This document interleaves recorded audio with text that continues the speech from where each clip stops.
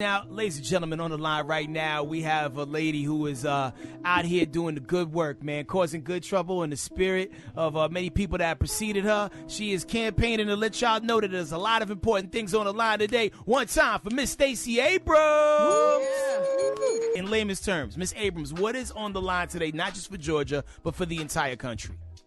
COVID relief, COVID recovery, access to health care, access to good jobs, good paying jobs that need to be built across the country. We need more than what we had before. We need new jobs and justice.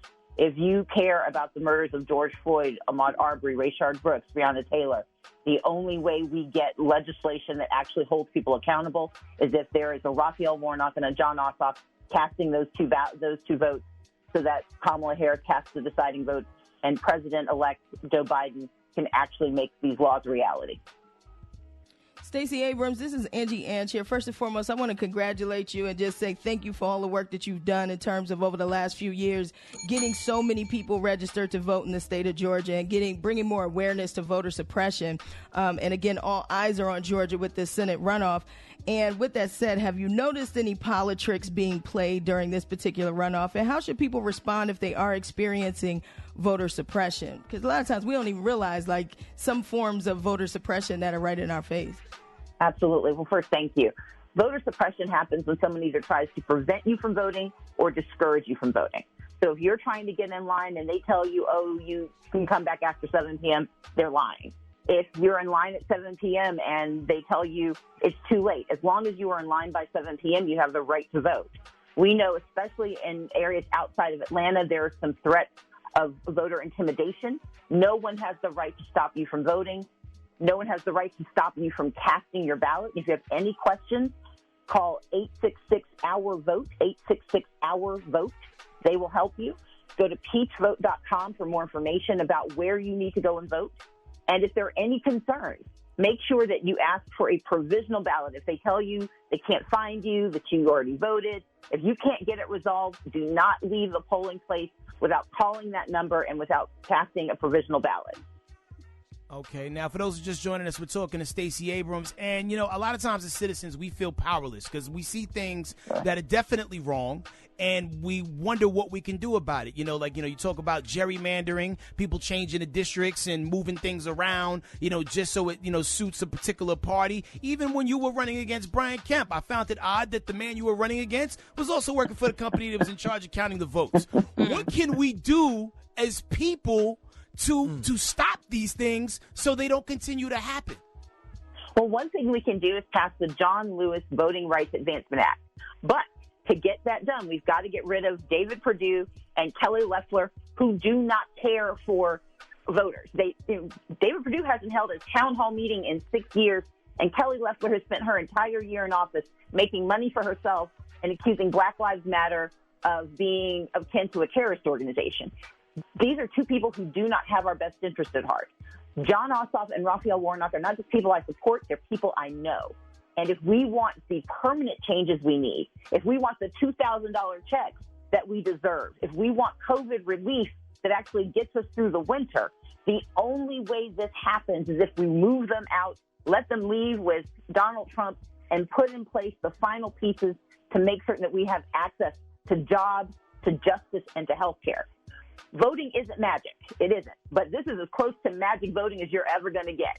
Because in the instant that we elect these two men, we change the future of the country. And the things that we need that Donald Trump has said no to, that Kelly Loeffler and David Perdue have said no to, the answer becomes yes.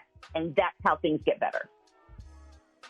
Now, Ms. Abrams, you've contributed selfless acts with Fair Fight Action by helping others win elections, opting out, running for president, as some thought you might. But we want to know, now that things are looking on the up and up, will you run against Brian Kemp in 2022?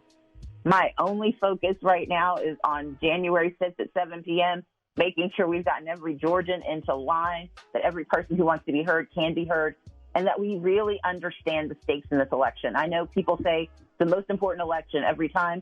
This one really is true. We are facing COVID relief isn't coming for a while, y'all. They are having a hard time deploying the vaccine.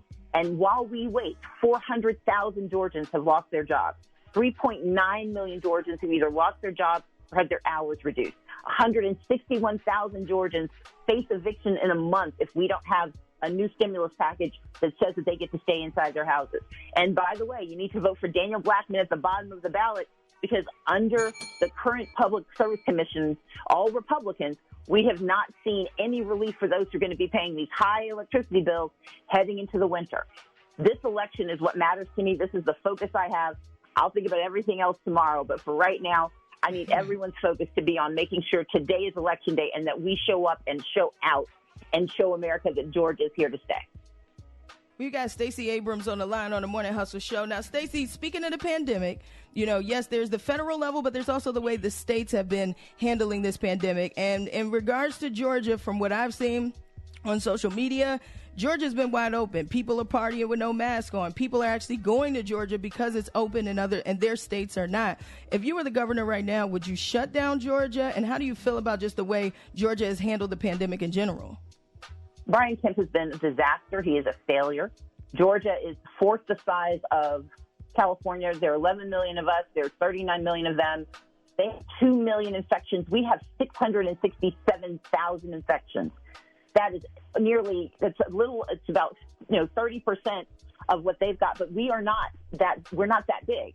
They've had 25,000 deaths. We've had nearly 11,000 deaths.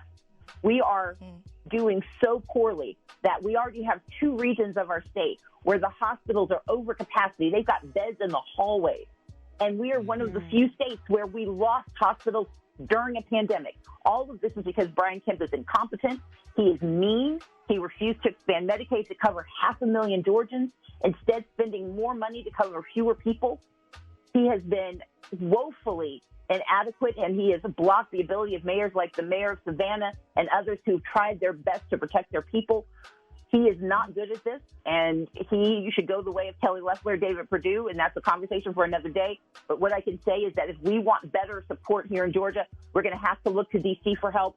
And we know that President-elect Joe Biden intends to make certain that every state has the support, the resources, and the rules they need to make sure that our economy can rebound, but that our people can survive.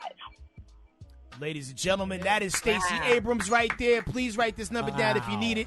866-R-VOTE. Also look into the John Lewis Voting Rights Advancement Act. The polls are open in the state of Georgia to 7 p.m. Get out there. Let your vote be heard. Because if we can change it in Georgia, listen, we change it for the country. Stacey Abrams, thank you for all that you do, love. Queen things happening here. God bless you. We are the Morning Hustle.